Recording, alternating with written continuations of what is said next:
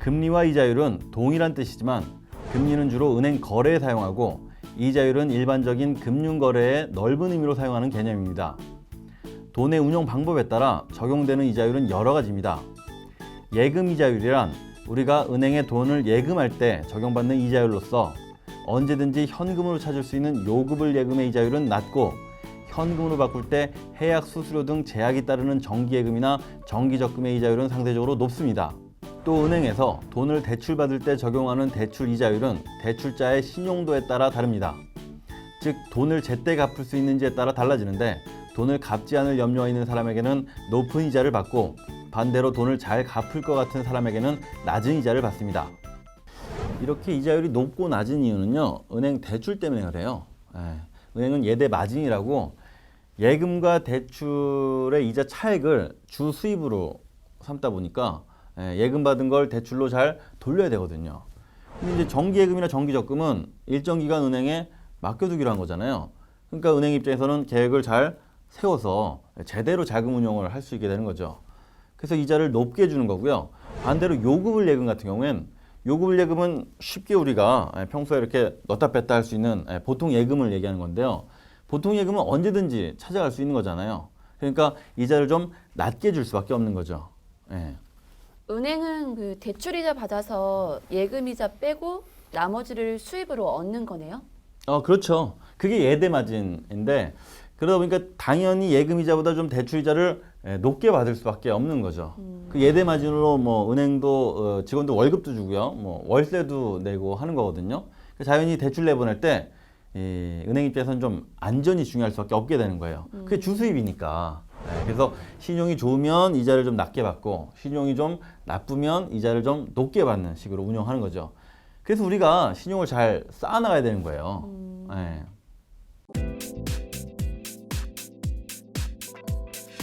금리는 돈의 가치 변동, 즉 물가 변동을 고려하느냐 안 하느냐에 따라 실질금리와 명목금리로 구분할 수 있습니다. 명목금리는 물가 상승에 따른 구매력의 변화를 감안하지 않은 금리고요. 실질금리는 명목금리에서 물가 상승률을 뺀 금리입니다.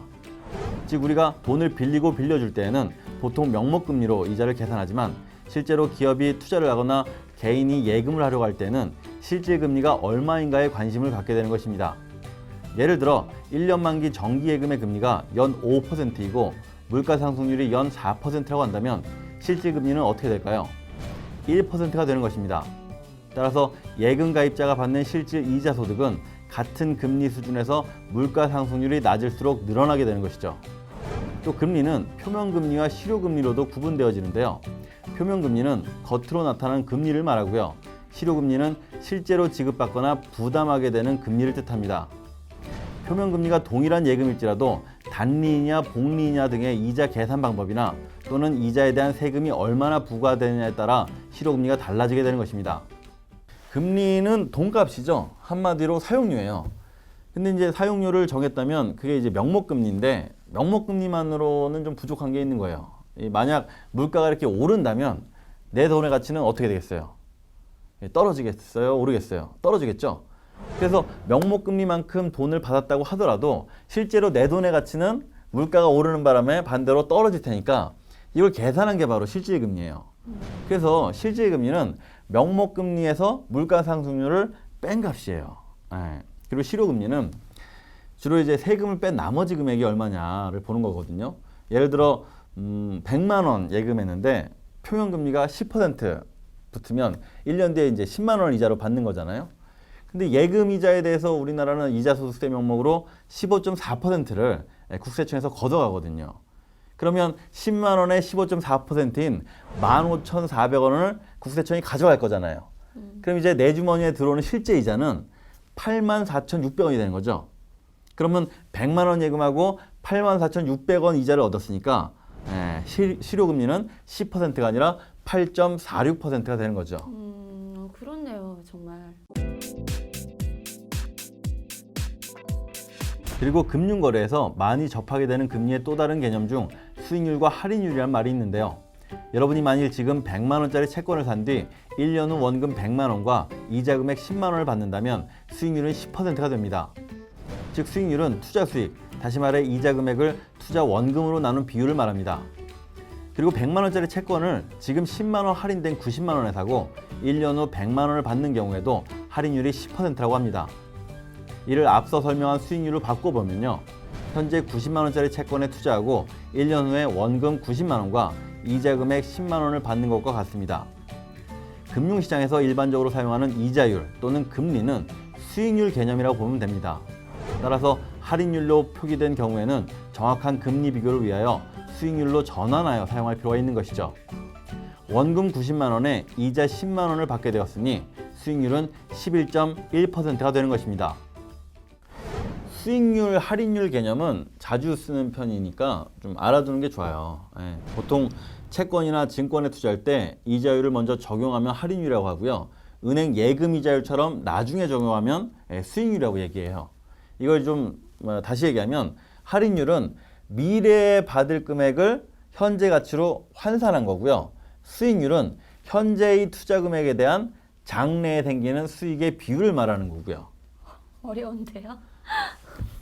익숙해질 거예요. 네.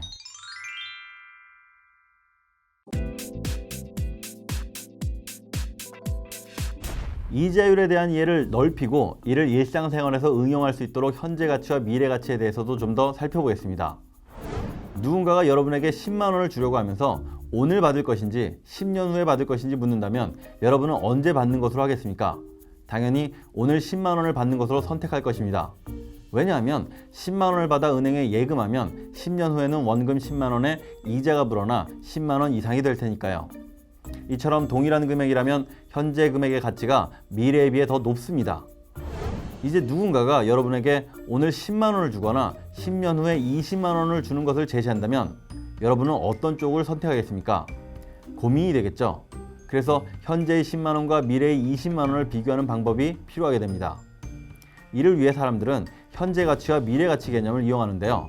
즉 현재의 이자율을 적용하여 현재 금액의 미래 가치를 계산하거나 미래의 그 금액을 얻기 위해서 지금 얼마가 필요한지 미래 금액의 현재 가치를 계산하여 견주어 보는 것입니다. 예를 들어 만일 오늘 은행에 10만 원을 예금하면 10년 후에는 얼마가 될까요? 즉 현재 10만 원의 10년 후 미래 가치는 얼마일까요? 만일 이자율이 5%고 이자는 매년 지급되고 그 이자가 복리 방식으로 지급된다고 가정해보면 대략 16만 3천 원이 됩니다. 반대로 10년 후 20만 원을 받는다면 이 금액의 현재 가치는 얼마일까요? 다시 말해 10년 후에 20만 원을 받기 위해 현재 얼마를 예금해야 할까요? 앞에서 미래 가치를 구하기 위해 현재 금액 10만 원에 1 플러스 0.05, 5%의 10승을 곱하였는데요. 이번엔 반대로 미래 금액의 현재 가치를 구하기 위해서 미래 금액 20만 원을 1 플러스 0.05의 10승으로 나누면 됩니다. 계산하면 약 12만 3천 원입니다. 이처럼 우리는 오늘 받는 10만 원과 10년 후에 받을 20만 원 중 어떤 쪽을 선택해야 할지 해답을 구할 수 있습니다. 이자율이 5%일 때 10년 후에 받을 20만 원의 현재 가치는 12만 3천 원으로 10만 원보다 많습니다.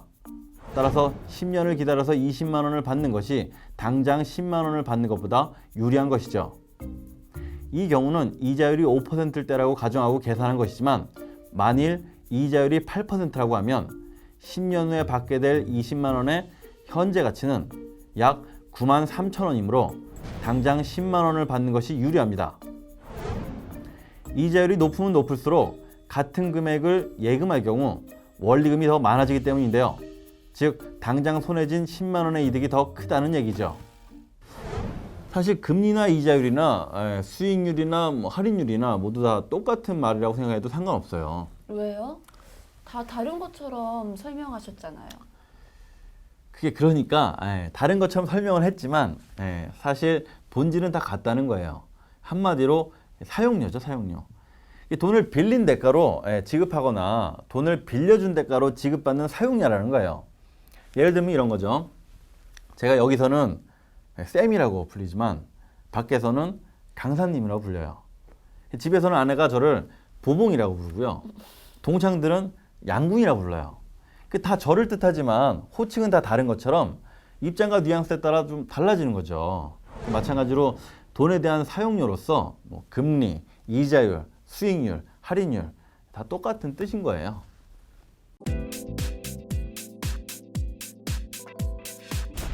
주머니에 있는 것을 머릿속에 쏟으면 아무도 가져갈 수 없다. 지식에 투자하면 가장 높은 이자를 지급한다. 정치, 사회, 과학, 문학 등에서 헤아리기 힘들 정도의 업적을 남긴 벤자민 프랭클린의 말입니다. 사실 그는 가난한 집안에서 태어나 정규 교육이라고는 2년밖에 받지 못했던 사람입니다. 그렇지만 미국의 $100 지폐에는 그의 초상화가 실려 있죠. 어쩌면 우리는 그토록 열심히 돈을 벌려고 애쓰면서도 정작 돈에 관한 지식을 쌓는 데는 너무 인색했던 게 아닐까요? 돈에 얽매이지 않고 돈을 바로잡는 삶, 충전스쿨의 양보석이었습니다. 감사합니다.